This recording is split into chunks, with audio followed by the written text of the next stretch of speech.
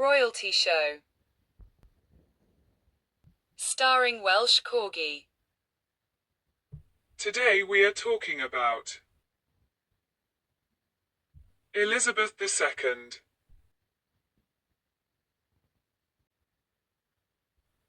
Elizabeth II, Elizabeth Alexandra Mary, the 21st of April 1926 to the 8th of September 2022, was Queen of the United Kingdom and other Commonwealth realms from the 6th of February 1952 until her death in 2022.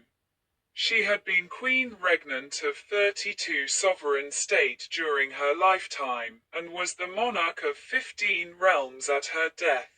Her reign of 70 years and 214 days is the longest of any British monarch, the second longest of any sovereign state, and the longest of any Queen Regnant in history. Elizabeth was born in Mayfair, London, during the reign of her paternal grandfather, King George V. She was the first child of the Duke and Duchess of York, later King George VI, and Queen Elizabeth, the Queen Mother. Her father acceded to the throne in 1936 upon the abdication of his brother Edward VIII, make the 10-year-old Princess Elizabeth the heir presumptive. She was educated privately at home and began to undertake public duties during the Second World War, serving in the Auxiliary Territorial Service.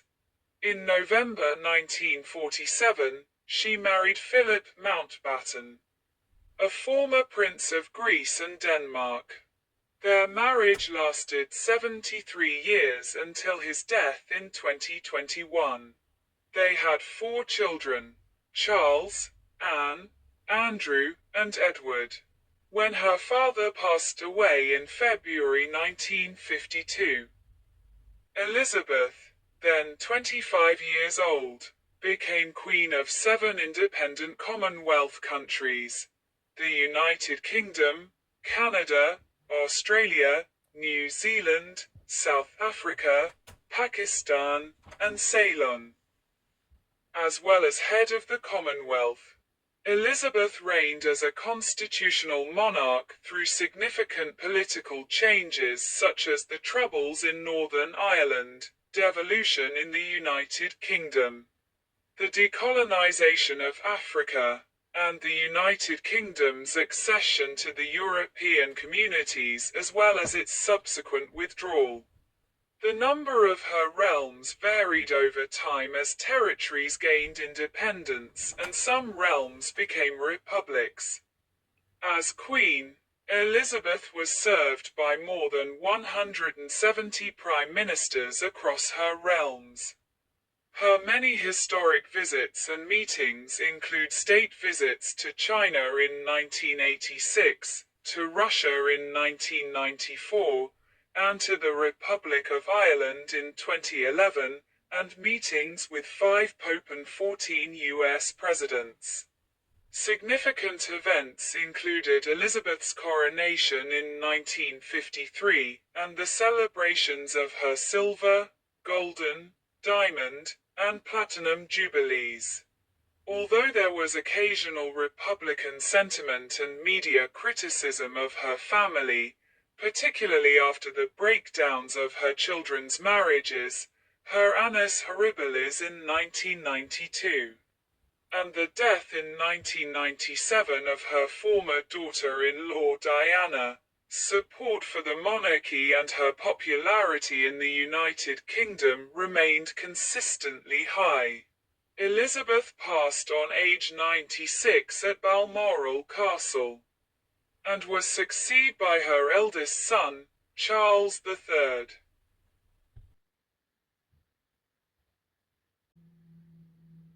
Elizabeth was born on the 21st of April 1926, the first child of Prince Albert, Duke of York, later King George VI, and his wife, Elizabeth, Duchess of York, later Queen Elizabeth the Queen Mother.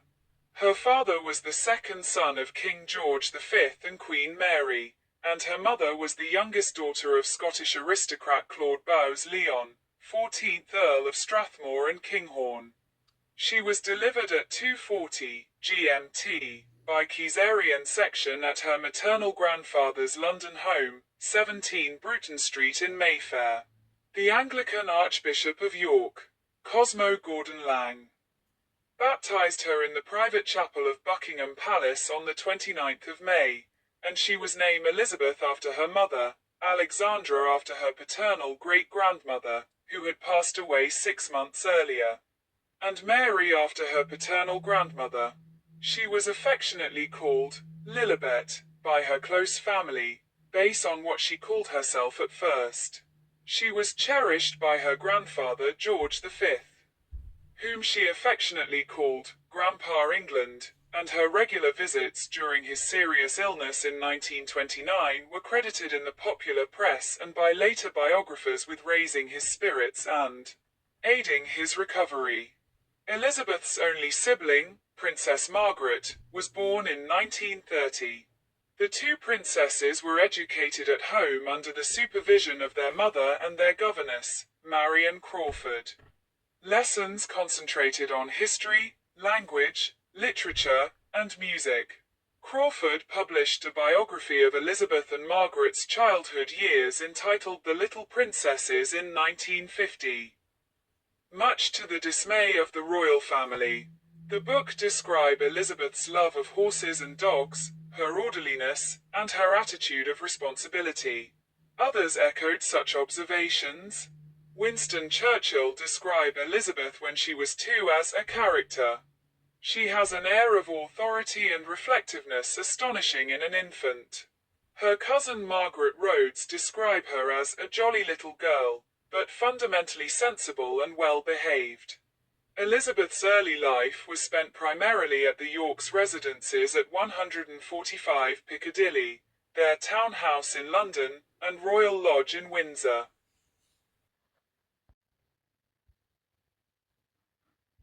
During her grandfather's reign, Elizabeth was third in the line of succession to the British throne, behind her uncle Edward, Prince of Wales, and her father. Although her birth generated public interest, she was not expected to become queen, as Edward was still young and likely to marry and have children of his own. Who would precede Elizabeth in the line of succession? When her grandfather died in 1936, and her uncle succeeded as Edward VIII, she became second in line to the throne, after her father.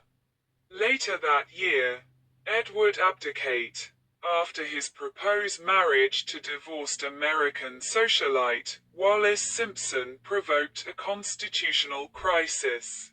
Consequently, Elizabeth's father became king. Take the regnal name George VI. Since Elizabeth had no brothers, she became heir presumptive. If her parents had subsequently had a son, he would have been heir apparent and above her in the line of succession, which was determined by the male preference primogeniture in effect at the time. Elizabeth received private tuition in constitutional history from Henry Martin, Vice Provost of Eton College, and learned French from a succession of native-speaking governesses. A Girl Guide Company, the first Buckingham Palace Company, was formed specifically so she could socialize with girls her age. Later, she was enrolled as a Sea Ranger. In 1939, Elizabeth's parents toured Canada and the United States. As in 1927, when they had toured Australia and New Zealand.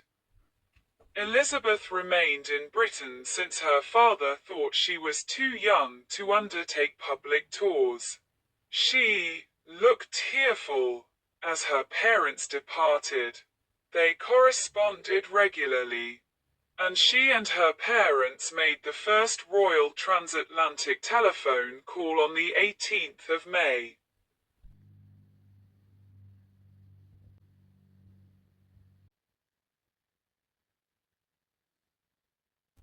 In September 1939, Britain entered the Second World War. Lord Hailsham suggested that Princesses Elizabeth and Margaret should be evacuated to Canada to avoid the frequent aerial bombings of London by the Luftwaffe. This was rejected by their mother, who declared, "The children won't go without me. I won't leave without the king. And the king will never leave." The princesses stayed at Balmoral Castle, Scotland, until Christmas 1939, when they moved to Sandringham House, Norfolk. From February to May 1940, they live at Royal Lodge, Windsor, until moving to Windsor Castle, where they live for most of the next 5 years. At Windsor, the princesses stage pantomimes at Christmas in aid of the Queen's Wool Fund, which bought yarn to knit into military garments.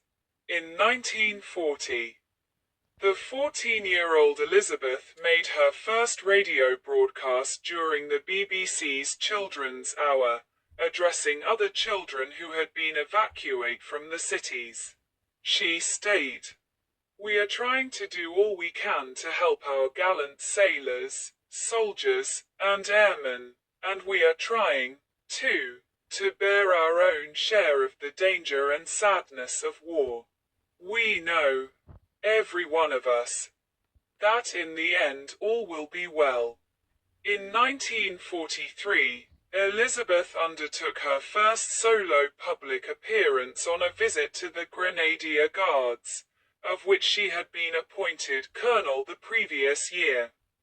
As she approached her 18th birthday, Parliament changed the law so that she could act as one of 5 councillors of state in the event of her father's incapacity or absence abroad, such as his visit to Italy in July 1944.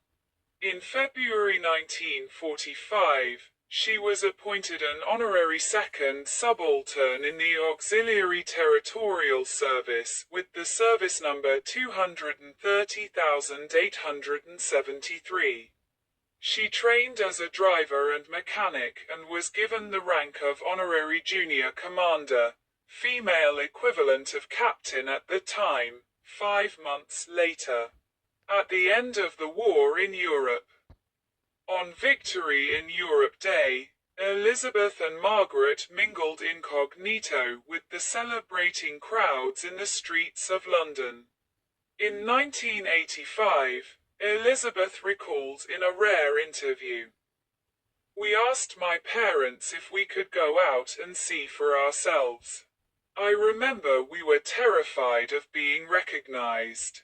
I remember line of unknown people linking arms and walking down Whitehall. All of us just swept along on a tide of happiness and relief. During the war, plans were drawn to quell Welsh nationalism by affiliating Elizabeth more closely with Wales. Proposals, such as appointing her constable of Caernarfon Castle or a patron of Urdd Gobeith Cymru, the Welsh League of Youth, were abandoned for several reasons, including fear of associating Elizabeth with conscientious objectors in the URDD at a time when Britain was at war. Welsh politicians suggested she be made Princess of Wales on her 18th birthday. Home Secretary Herbert Morrison supported the idea, but the king rejected it because he felt such a title belonged solely to the wife of a Prince of Wales, and the Prince of Wales had always been the heir apparent. In 1946, she was inducted into the Gorsedd of Bards at the National Eisteddfod of Wales. Elizabeth went on her first overseas tour in 1947, accompanying her parents through southern Africa. During the tour, in a broadcast to the British Commonwealth on her 21st birthday, she made the following pledge: "I declare before you all that my whole life, whether it be long or short, shall be devoted to your service and the service of our great imperial family to which we all belong. But I shall not have strength to carry out this resolution alone unless you join in it with me. As I now invite you to do, I know that your support will be unfailingly given. God help me to make good my vow, and God bless all of you who are willing to share in it.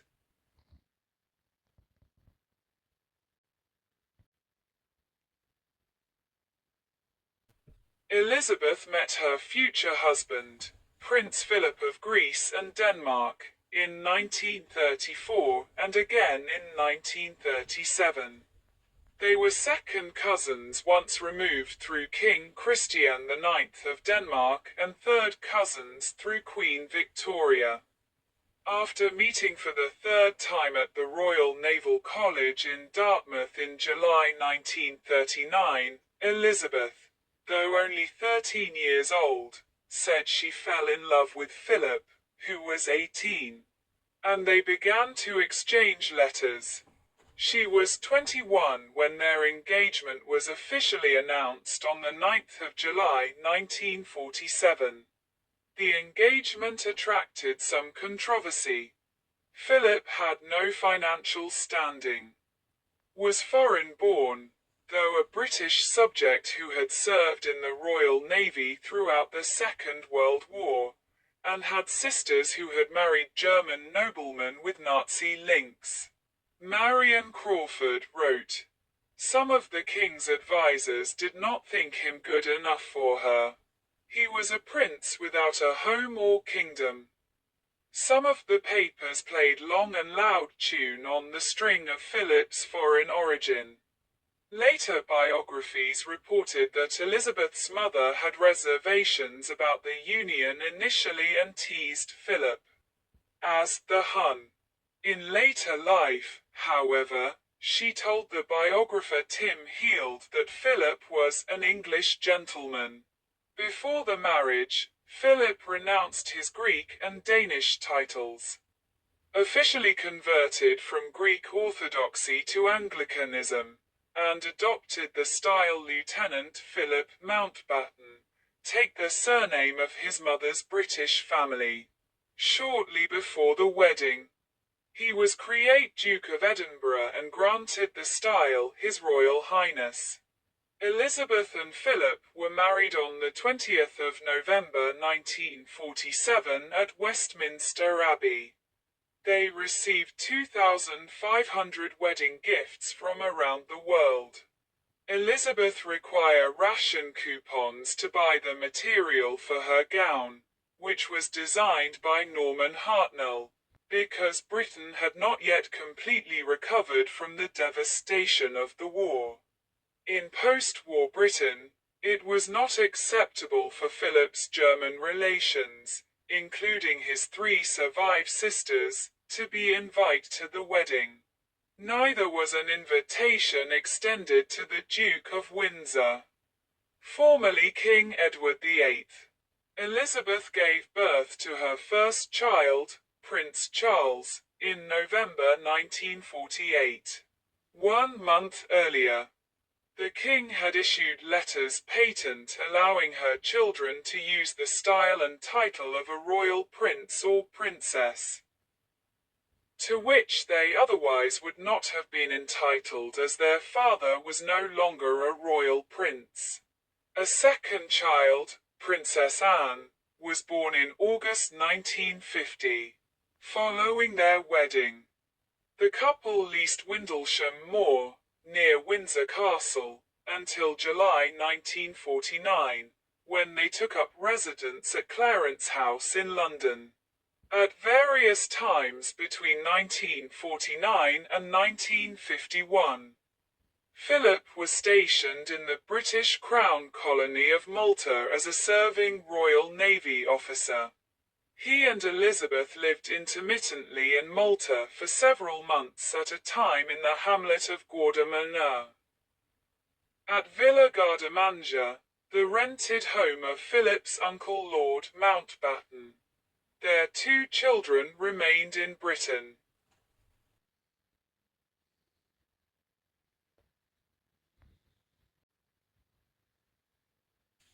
As George VI's health declined during 1951, Elizabeth frequently stood in for him at public events.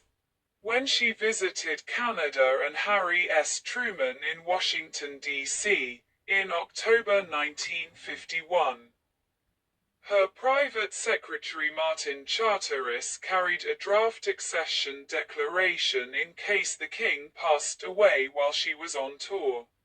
In early 1952, Elizabeth and Philip set out for a tour of Australia and New Zealand by way of the British colony of Kenya. On the 6th of February, they had just returned to their Kenyan home, Sagana Lodge.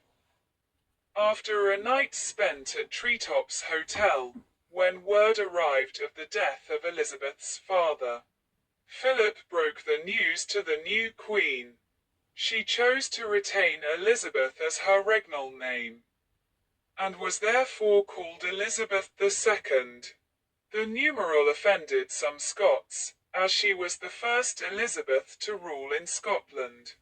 She was proclaimed queen throughout her realms, and the royal party hastily returned to the United Kingdom. Elizabeth and Philip moved into Buckingham Palace. With Elizabeth's accession, it seemed possible that the royal house would take her husband's name, in line with the custom for married women of the time. Lord Mountbatten advocated for House of Mountbatten, and Philip suggested House of Edinburgh, after his ducal title. The British Prime Minister, Winston Churchill, and Elizabeth's grandmother Queen Mary favoured the retention of the House of Windsor.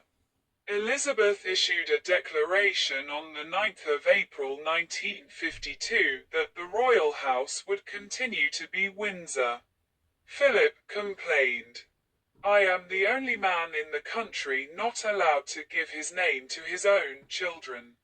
In 1960, the surname Mountbatten-Windsor was adopted for Philip and Elizabeth's male line descendants who do not carry royal titles. Amid preparations for the coronation, Princess Margaret told her sister she wished to marry Peter Townsend, a divorcee 16 years Margaret Sr. with 2 sons from his previous marriage. Elizabeth asked them to wait for a year. In the words of her private secretary, the Queen was naturally sympathetic towards the princess, but I think she thought, she hoped, given time, the affair would peter out. Senior politicians were against the match, and the Church of England did not permit remarriage after divorce. If Margaret had contracted a civil marriage, she would have been expected to renounce her right of succession. Margaret decided to abandon her plans with Townsend. In 1960, she married Anthony Armstrong Jones, who was created Earl of Snowdon the following year. They divorced in 1978. Margaret did not remarry. Despite Queen Mary's death on the 24th of March 1953, the coronation went ahead as planned on the 2nd of June. As Mary had requested, the coronation ceremony in Westminster Abbey was televised for the first time, with the exception of the anointing and communion, on Elizabeth's instruction. Her coronation gown was embroidered with the floral emblems of Commonwealth countries.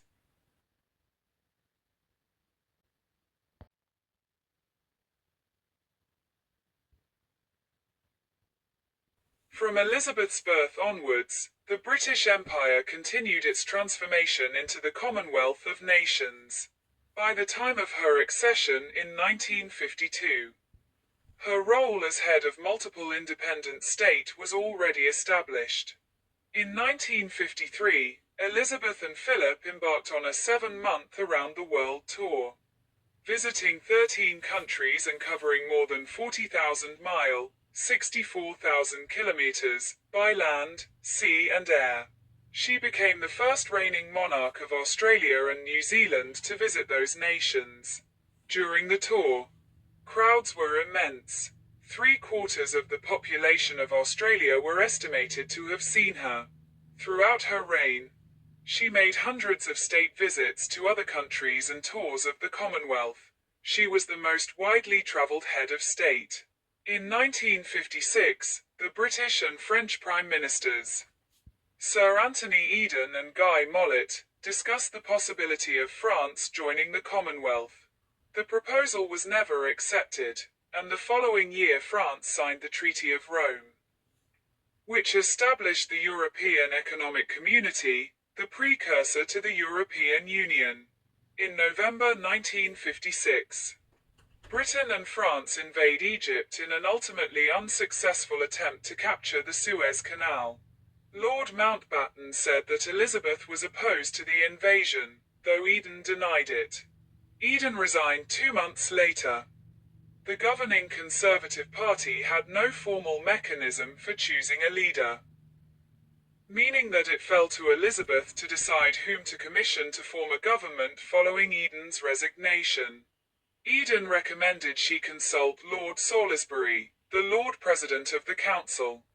Lord Salisbury and Lord Kilmuir, the Lord Chancellor, consulted the British Cabinet, Churchill, and the chairman of the Backbench 1922 Committee, resulting in Elizabeth appointing their recommended candidate, Harold Macmillan. The Suez Crisis and the choice of Eden's successor led, in 1957, to the first major personal criticism of Elizabeth. In a magazine, which he owned and edited, Lord Altrincham accused her of being out of touch. Altrincham was denounced by public figures and slapped by a member of the public appalled by his comments. 6 years later, in 1963, Macmillan resigned and advised Elizabeth to appoint Alec Douglas Home as the Prime Minister, advice she followed. Elizabeth again came under criticism for appointing the Prime Minister on the advice of a small number of ministers or a single minister, 90, in 1965. The Conservatives adopted a formal mechanism for electing a leader, thus relieving the Queen of her involvement. In 1957, Elizabeth made a state visit to the United States, where she addressed the United Nations General Assembly on behalf of the Commonwealth. On the same tour, she opened the 23rd Canadian Parliament, becoming the first monarch of Canada to open a parliamentary session. 2 years later, solely in her capacity as Queen of Canada, she revisited the United States and toured Canada. In 1961, she toured Cyprus, India, Pakistan, Nepal, and Iran. On a visit to Ghana the same year, she dismissed fears for her safety, even though her host, President Kwame Nkrumah, who had replaced her as head of state, was a target for assassins. Harold Macmillan wrote, "The Queen has been absolutely determined all through. She is impatient of the attitude towards her to treat her as a film star. She has indeed the heart and stomach of a man. She loves her duty and means to be a queen." Before her tour through parts of Quebec in 1964, the press reported that extremists within the Quebec separatist movement were plotting Elizabeth's assassination. No assassination attempt was made, but a riot did break out while she was in Montreal. Her calmness and courage in the face of the violence was note. Elizabeth gave birth to her third child, Prince Andrew, in February 1960. This was the first birth to a reigning British monarch since 1857. Her fourth child, Prince Edward, was born in March 1964.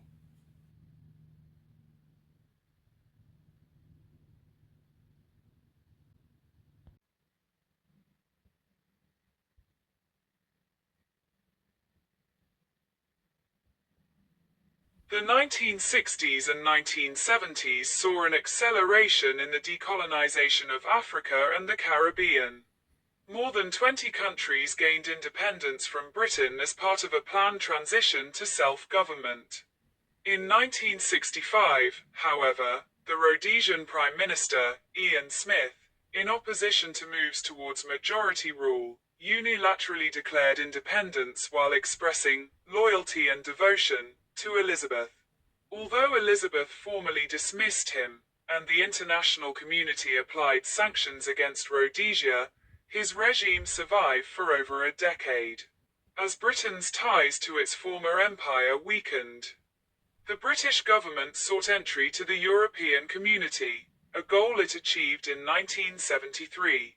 In 1966, the Queen was criticised for waiting 8 days before visiting the village of Aberfan, where a mining disaster killed 116 children and 28 adults.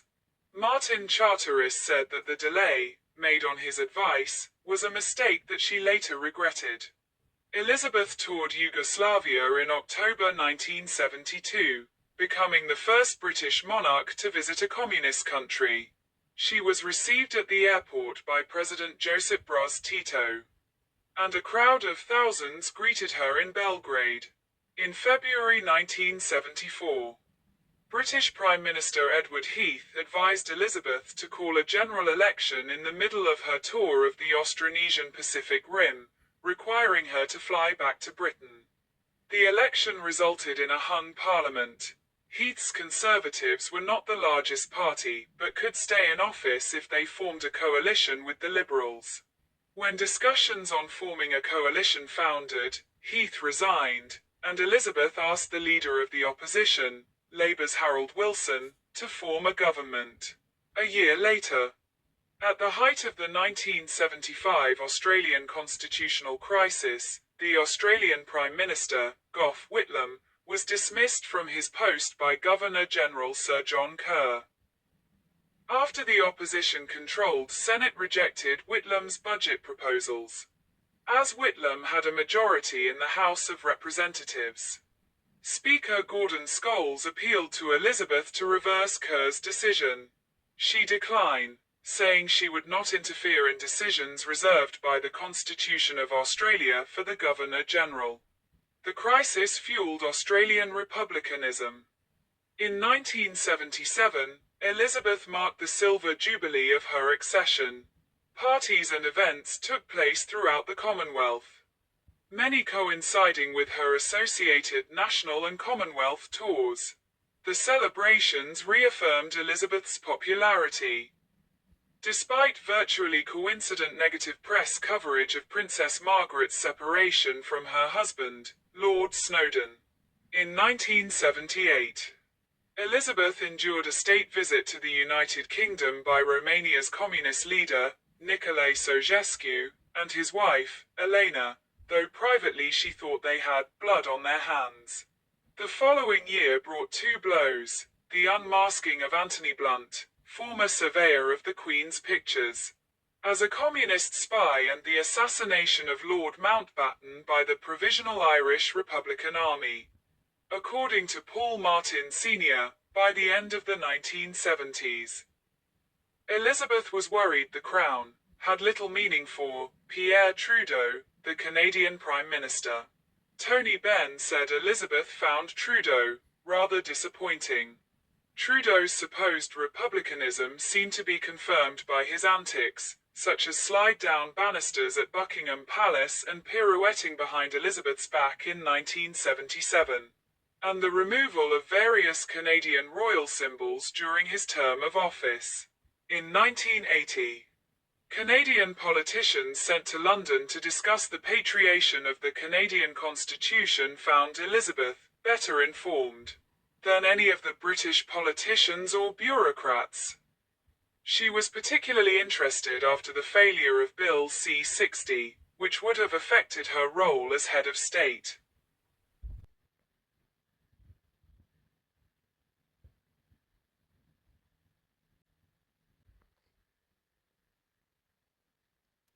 During the 1981 Trooping the Colours ceremony, 6 weeks before the wedding of Prince Charles and Lady Diana Spencer, 6 shots were fired at Elizabeth from close range as she rode down the Mall. London, on her horse, Burmese. Police later discovered the shots were blanks. The 17-year-old assailant, Marcus Sargent, was sentenced to 5 years in prison and released after 3. Elizabeth's composure and skill in controlling her mount were wide praised. That October, Elizabeth was the subject of another attack while on a visit to Dunedin, New Zealand.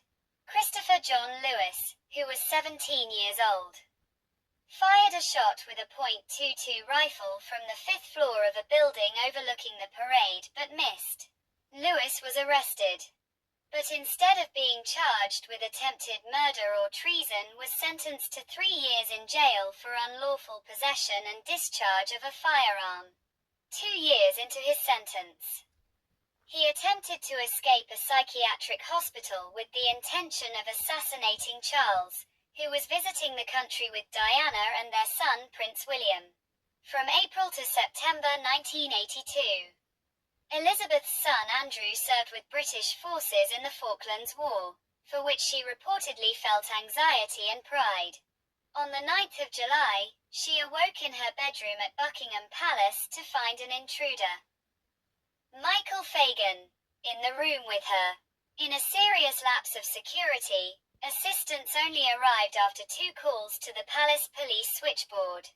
After hosting US President Ronald Reagan at Windsor Castle in 1982 and visiting his California ranch in 1983, Elizabeth was angered when his administration ordered the invasion of Grenada, one of her Caribbean realms, without informing her. Intense media interest in the opinions and private lives of the royal family during the 1980s led to a series of sensational stories in the press. Pioneered by the Sun tabloid, as Kelvin Mackenzie, editor of the Sun, told his staff, "Give me a Sunday for Monday splash on the royals. Don't worry if it's not true, so long as there's not too much of a fuss about it afterwards."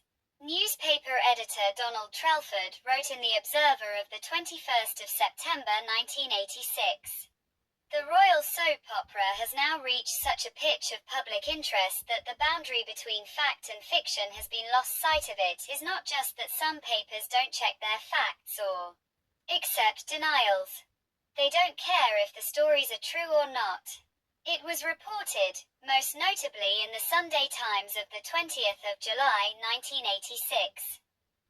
That Elizabeth was worried that Margaret Thatcher's economic policies fostered social divisions and was alarmed by high unemployment, a series of riots, the violence of a miners' strike, and Thatcher's refusal to apply sanctions against the apartheid regime in South Africa.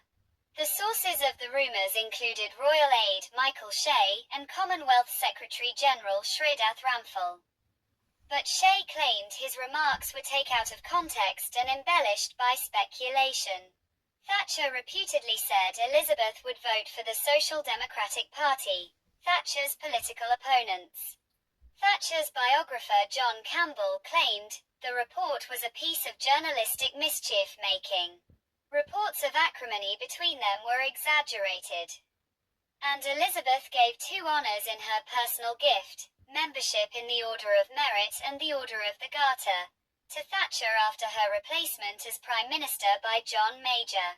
Brian Mulroney, Canadian Prime Minister between 1984 and 1993, said Elizabeth was a behind-the-scenes force in ending apartheid. In 1986, Elizabeth paid a 6-day state visit to the People's Republic of China, becoming the first British monarch to visit the country. The tour included the Forbidden City, the Great Wall of China, and the Terracotta Warriors. At a state banquet, Elizabeth joked about the first British emissary to China being lost at sea with Queen Elizabeth I's letter to the Wanli Emperor, and remarked, "Fortunately postal service have improved since 1602. Elizabeth's visit also signified the acceptance of both countries that sovereignty over Hong Kong would be transferred from the United Kingdom to China in 1997. By the end of the 1980s, Elizabeth had become the target of satire. The involvement of younger members of the royal family in the charity game show It's a Royal Knockout in 1987 was ridiculed. In Canada, Elizabeth publicly supported politically divisive constitutional amendments, prompting criticism from opponents of the proposed changes, including Pierre Trudeau. The same year, the elected Fijian government was deposed in a military coup. As monarch of Fiji, Elizabeth supported the attempts of Governor-General Ratu Sir Panaya Ganilau to assert executive power and negotiate a settlement. Coup leader Sitiveni Rabuka deposed Ganilau and declared Fiji a republic.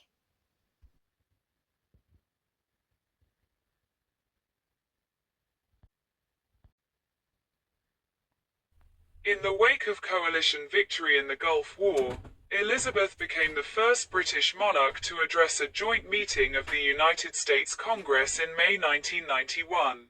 In November 1992, in a speech to mark the Ruby Jubilee of her accession, Elizabeth called 1992 her Annus Horribilis, a Latin phrase, meaning, horrible year. Republican feeling in Britain had risen because of press estimates of Elizabeth's private wealth, contradicted by the palace, and reports of affairs and strained marriages among her extended family. In March, her second son, Prince Andrew, separated from his wife, Sarah, her daughter, Princess Anne, divorced Captain Mark Phillips in April.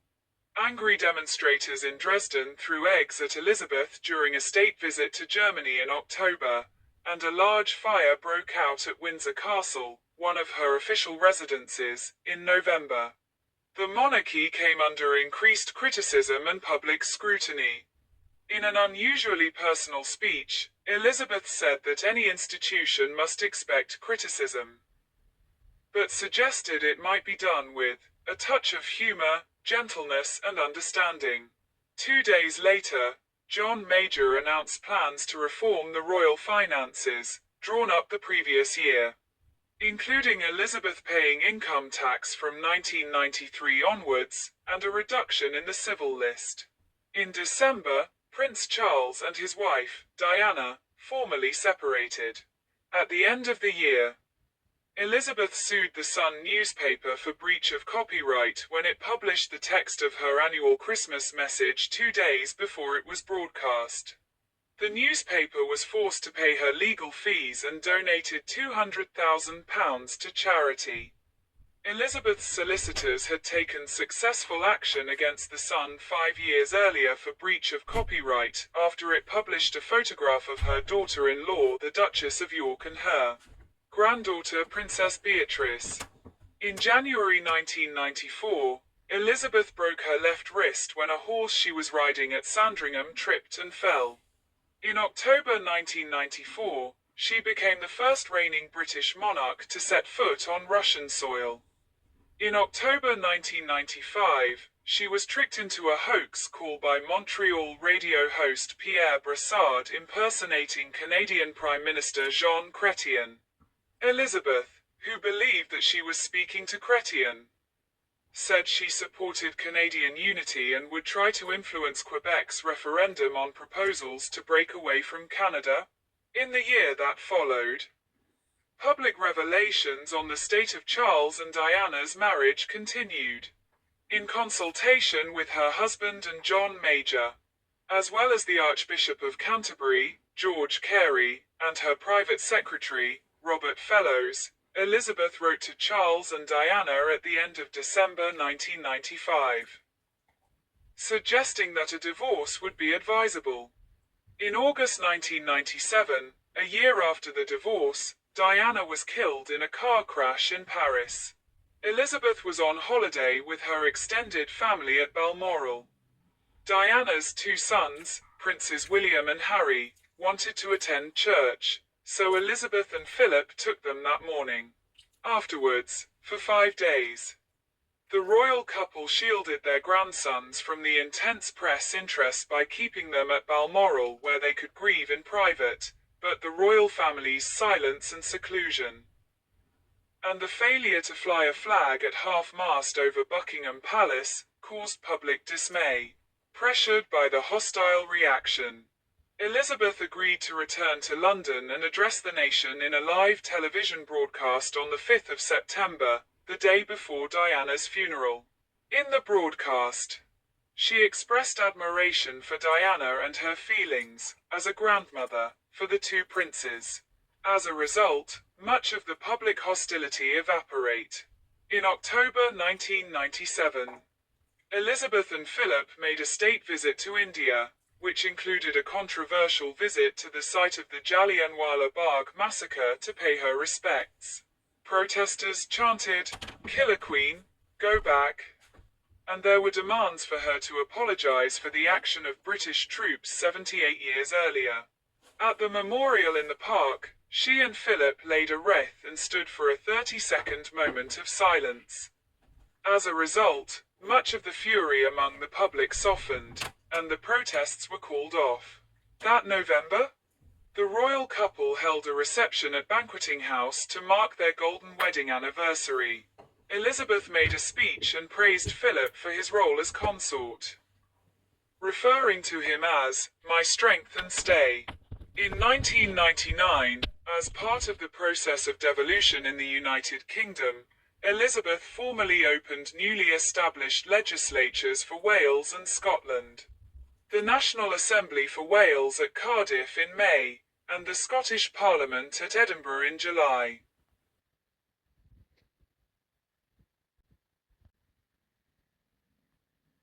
On the eve of the new millennium, Elizabeth and Philip boarded a vessel from Southwark, bound for the Millennium Dome.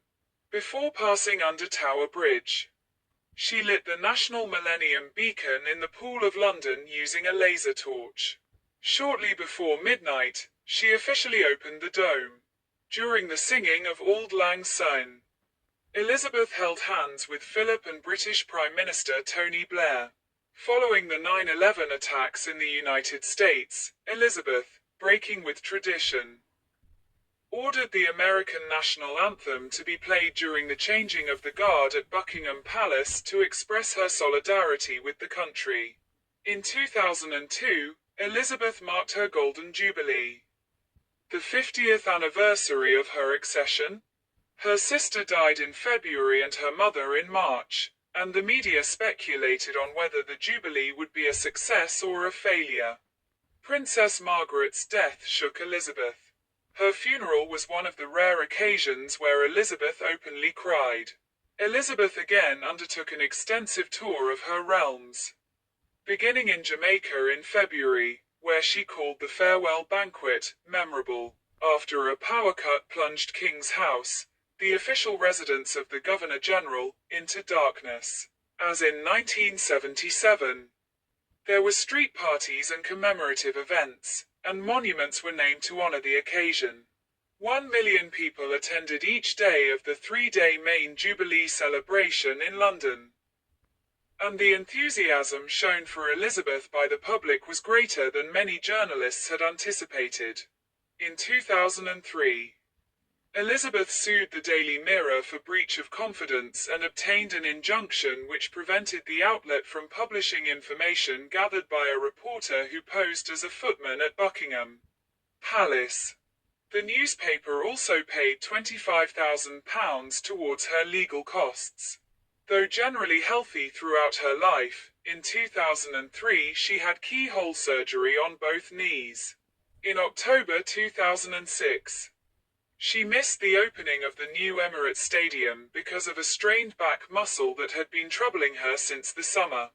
In May 2007, citing unnamed sources, the Daily Telegraph reported that Elizabeth was exasperated and frustrated by the policies of Tony Blair, that she was concerned the British armed forces were overstretched in Iraq and Afghanistan, and that she had raised concerns over rural and countryside issues with Blair.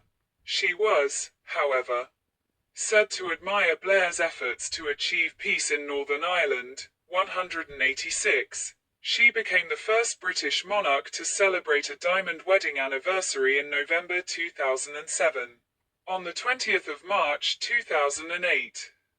At the Church of Ireland St. Patrick's Cathedral, Armagh, Elizabeth attended the first Maundy service held outside England and Wales. Elizabeth addressed the UN General Assembly for a second time in 2010, again in her capacity as Queen of all Commonwealth realms and head of the Commonwealth. The UN Secretary-General, Ban Ki-moon, introduced her as an anchor for our age. During her visit to New York, which followed a tour of Canada, she officially opened a memorial garden for British victims of the 9/11 attacks. Elizabeth's 11-day visit to Australia in October 2011 was her 16th visit to the country since 1954, by invitation of the Irish President, Mary McAleese.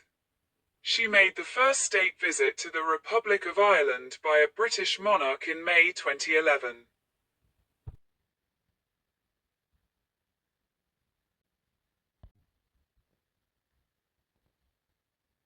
The 2012 Diamond Jubilee marked 60 years since Elizabeth's accession, and celebrations were held throughout her realms, the wider Commonwealth, and beyond.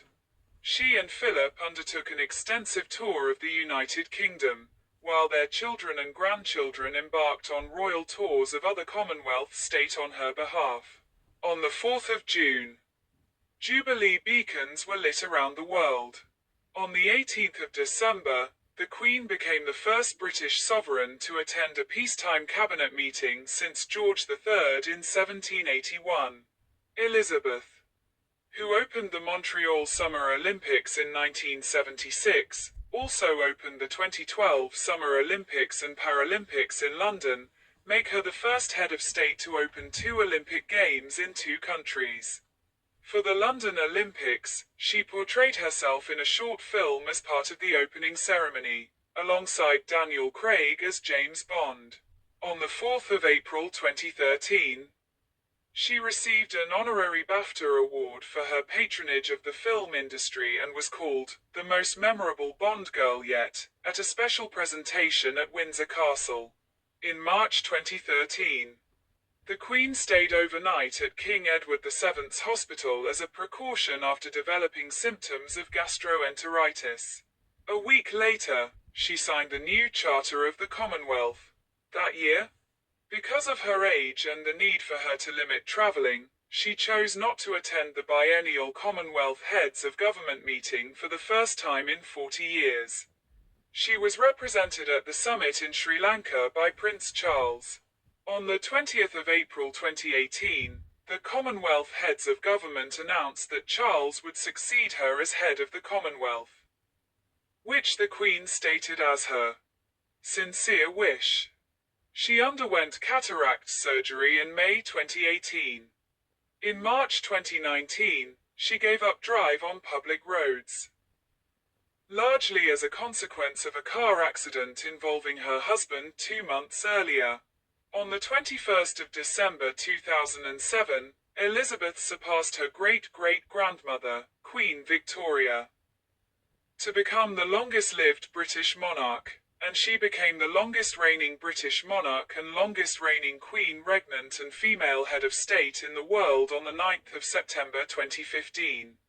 She became the oldest living monarch after the death of King Abdullah of Saudi Arabia on the 23rd of January 2015. She later became the longest-reigning current monarch and the longest-serving current head of state, following the death of King Bhumibol Adulyadej of Thailand on the 13th of October 2016. And the oldest current head of state on the resignation of Robert Mugabe of Zimbabwe on the 21st of November 2017. On the 6th of February 2017. She became the first British monarch to commemorate a Sapphire Jubilee, and on the 20th of November that year, she was the first British monarch to celebrate a platinum wedding anniversary. Philip had retired from his official duties as the Queen's consort in August 2017.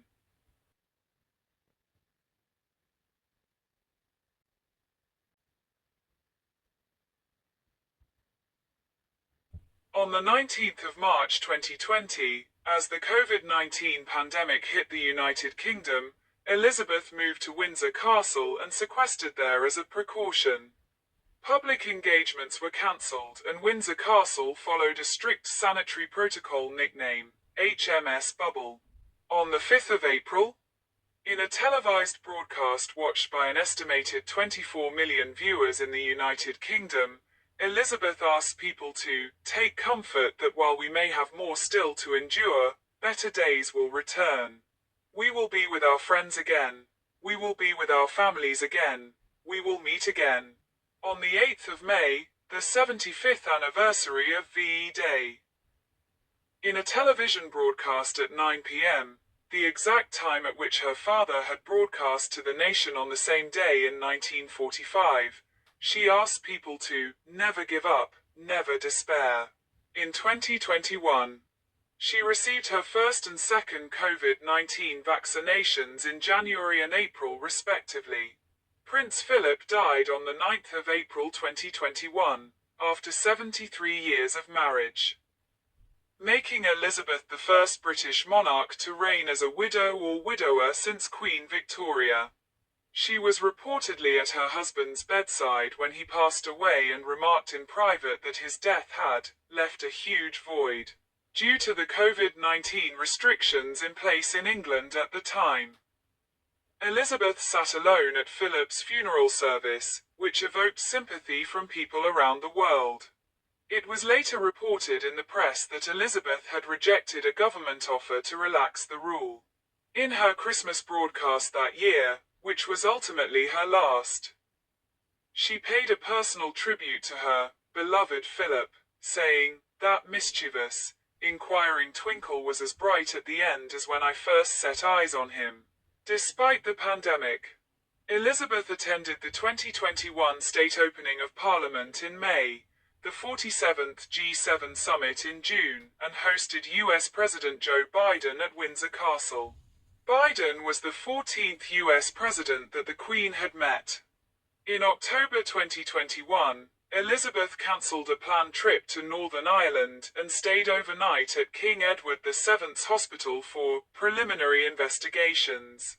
On Christmas Day 2021, while she was staying at Windsor Castle, 19-year-old Jaswant Singh Chahal broke into the gardens using a rope ladder and carrying a crossbow with the aim of assassinating Elizabeth in revenge for the Amritsar massacre.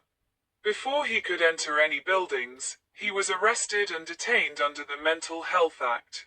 In February 2023, Chahal pleaded guilty to attempting to injure or alarm the sovereign and was sentenced in October to a 9-year custodial sentence plus an additional 5 years on extended license. The sentencing judge also placed Chahal under a hybrid order under Section 45A of the Mental Health Act 1983. Ordering that he remain at Broadmoor Hospital to be transferred into custody only after receiving psychiatric treatment.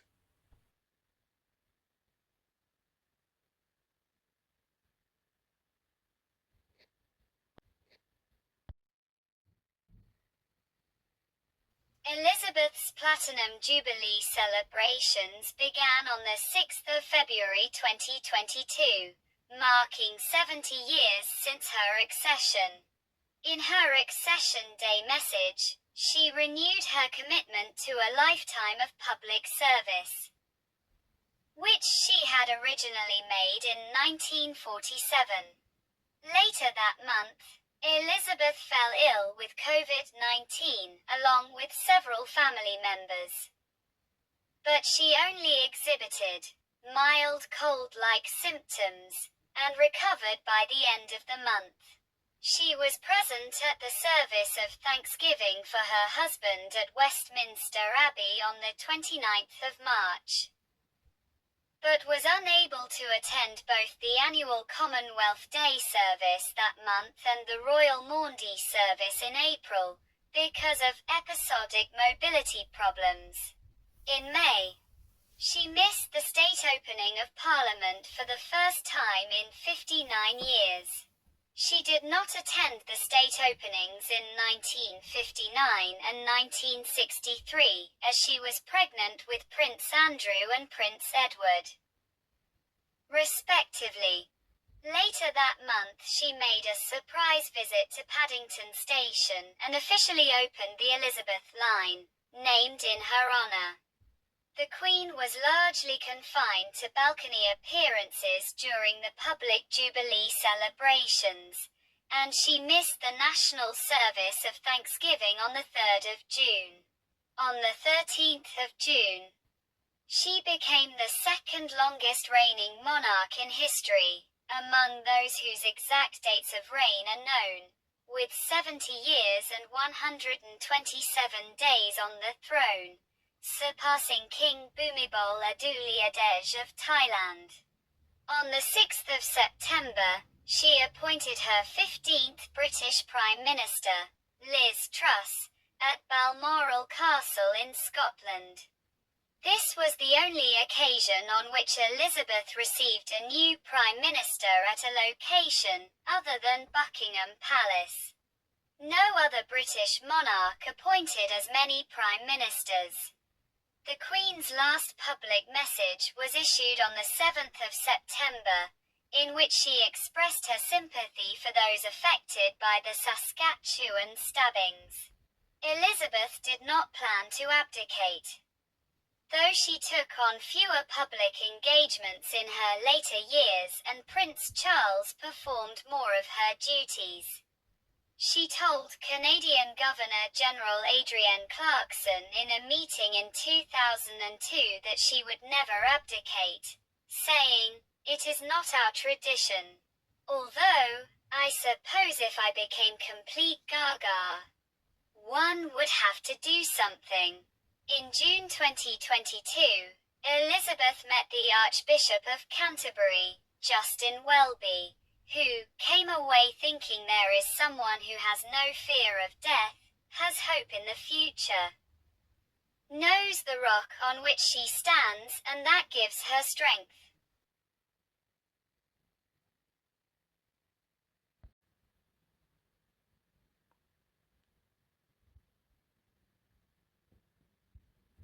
On the 8th of September 2022, Buckingham Palace State, following further evaluation this morning.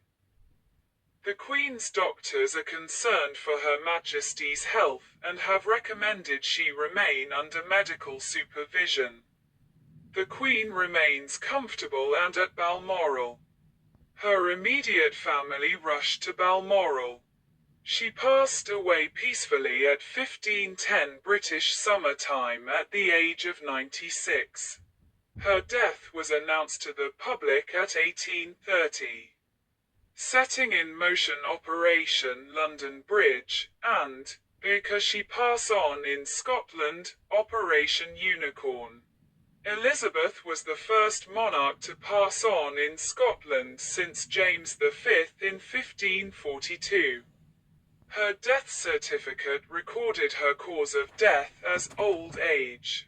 According to her former Prime Minister, Boris Johnson, and the biographer Giles Brandreth, she was suffering from a form of bone marrow cancer, which Brandreth wrote was multiple myeloma.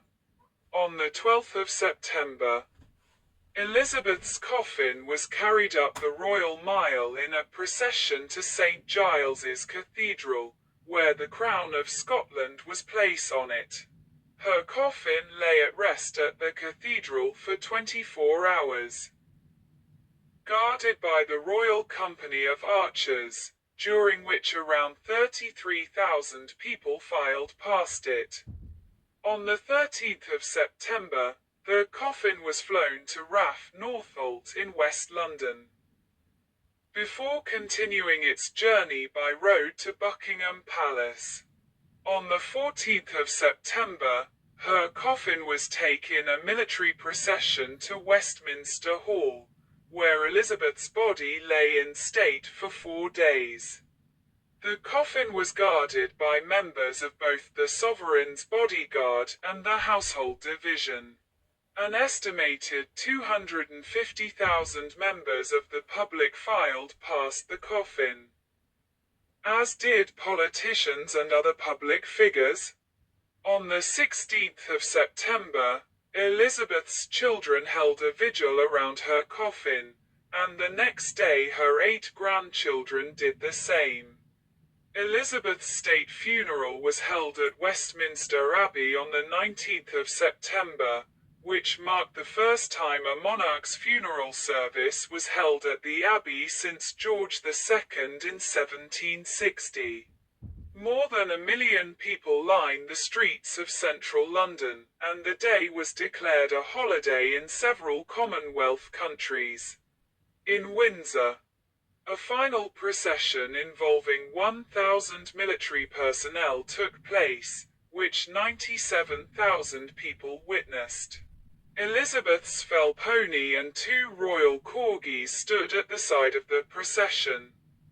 After a committal service at St. George's Chapel, Windsor Castle, Elizabeth's body was interred with her husband Phillips in the King George VI Memorial Chapel later the same day. In a private ceremony attended by her closest family members.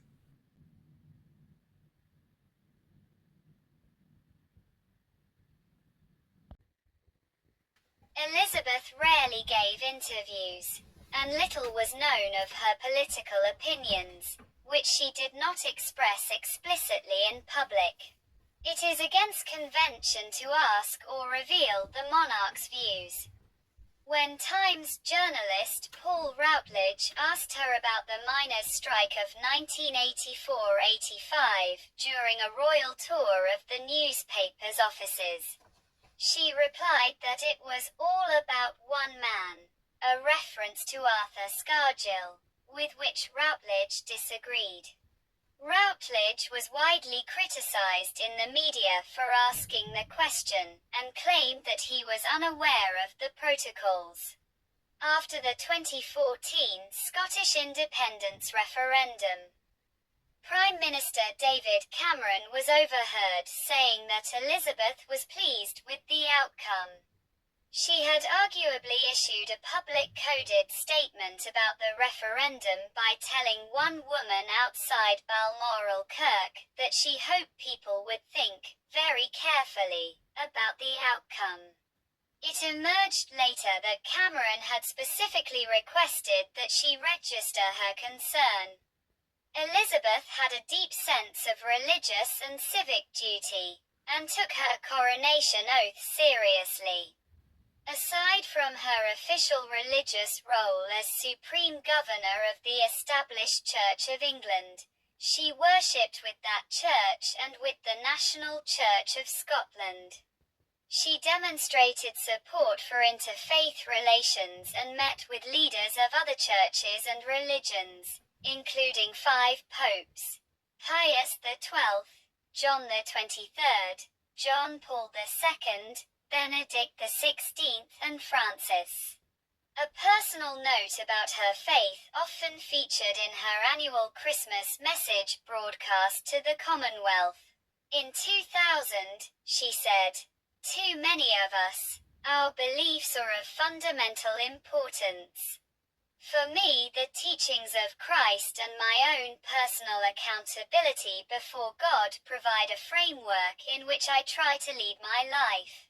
I, like so many of you, have drawn great comfort in difficult times from Christ's words and example." Elizabeth was patron of more than 600 organizations and charities.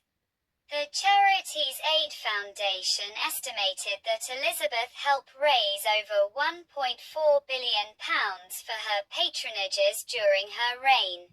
Her main leisure interests included equestrianism and dogs, especially her Pembroke Welsh corgis.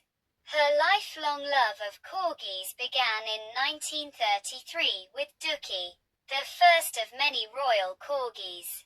Scenes of a relaxed, informal home life were occasionally witnessed. She and her family, from time to time, prepared a meal together and washed the dishes afterwards.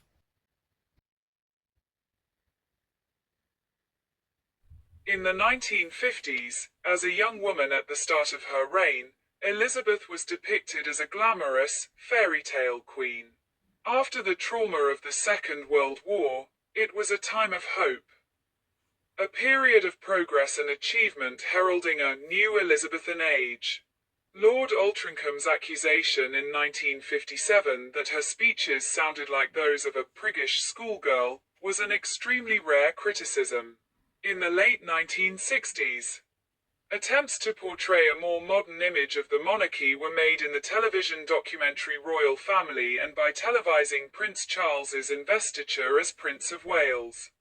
Elizabeth also instituted other new practices. Her first royal walkabout, meeting ordinary members of the public, took place during a tour of Australia and New Zealand in 1970. Her wardrobe developed a recognizable, signature style driven more by function than fashion. In public, she took to wearing mostly solid color overcoats and decorative hats, allowing her to be seen easily in a crowd. By the end of her reign, nearly 1/3 of Britons had seen or met Elizabeth in person. At Elizabeth's Silver Jubilee in 1977, the crowds and celebrations were genuinely enthusiastic, but, in the 1980s, public criticism of the royal family increased. As the personal and working life of Elizabeth's children came under media scrutiny, her popularity sank to a low point in the 1990s. Under pressure from public opinion, she began to pay income tax for the first time, and Buckingham Palace was open to the public. Although support for republicanism in Britain seemed higher than at any time in living memory, Republican ideology was still a minority viewpoint, and Elizabeth herself had high approval ratings. Criticism was focused on the institution of the monarchy itself, and the conduct of Elizabeth's wider family, rather than her own behavior and actions. Discontent with the monarchy reached its peak on the death of Diana, Princess of Wales.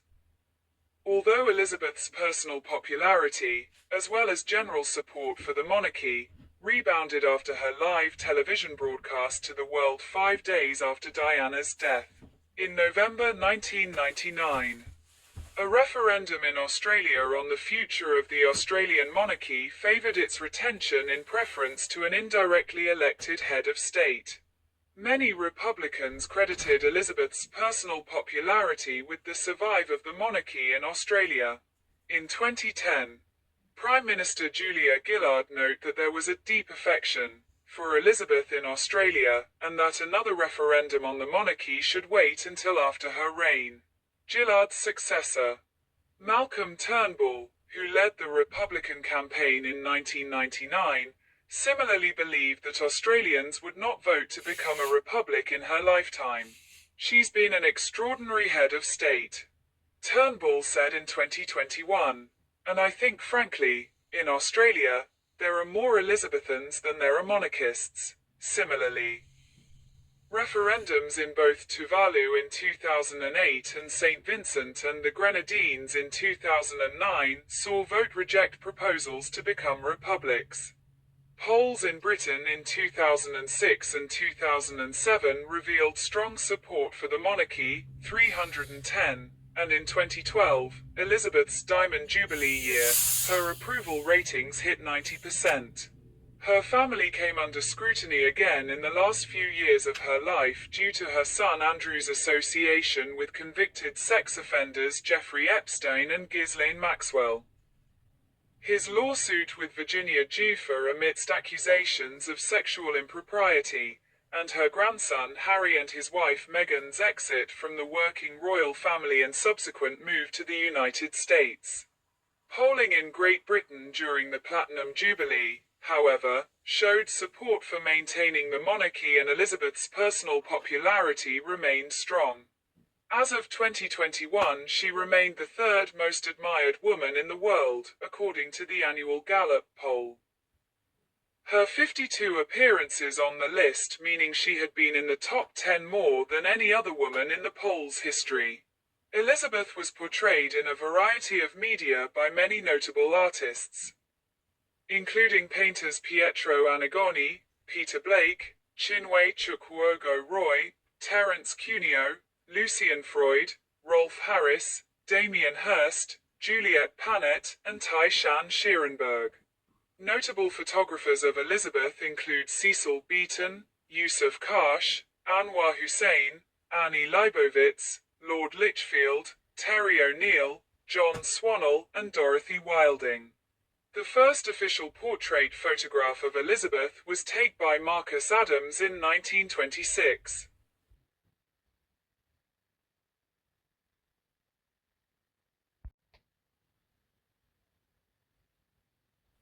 Elizabeth held many titles and honorary military positions throughout the Commonwealth, was sovereign of many orders in her own countries and received honors and awards from around the world.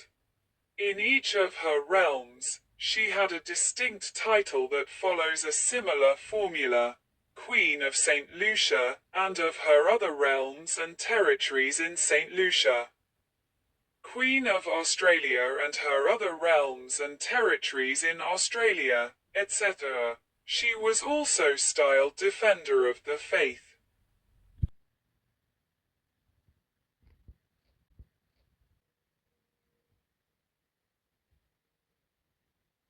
From the 21st of April 1944 until her accession, Elizabeth's arms consisted of a lozenge bearing the royal coat of arms of the United Kingdom differenced with a label of 3 points argent. The centre point bearing a Tudor rose and the first and third a cross of St. George. Upon her accession, she inherited the various arms her father held as sovereign, with a subsequently modified representation of the crown. Elizabeth also possessed royal standards and personal flags for use in the United Kingdom, Canada, Australia, New Zealand, Jamaica, and elsewhere.